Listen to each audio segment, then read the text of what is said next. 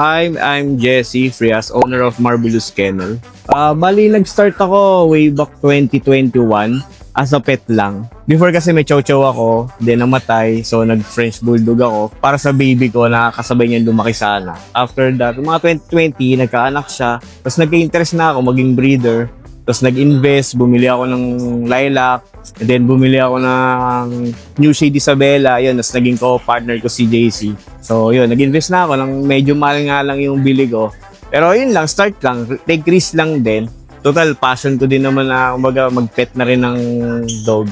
So, tinuloy ko na as breeder na rin. Then, yun, may bago kong program ngayon. Mag-create ng New Shade Isabella with Fluffy and Big Group. Lately lang ako nag-start. This year lang. Nung nag-produce na ako ng maraming Big Group and Fluffy Carrier din.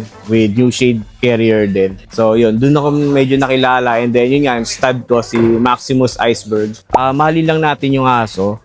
As a pet pa rin talaga. Although, nagbe-breed ka.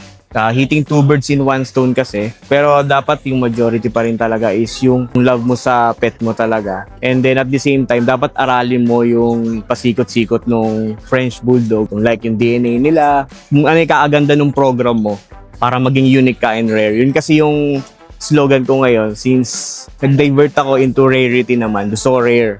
Like yun nga, yung Big Group Isabella. Yan, una-una si Lord. Siyempre, binigyan ako ng opportunity like this. And then, sa mga naniwala din sa akin, sa mga client, then yan, sa partner ko rin, sa kapatid ko, pati po sa wife ko. Kung hindi ka kasi niya susupport ng wife mo, wala rin lahat. Kumbaga, dapat talaga same goal kayo.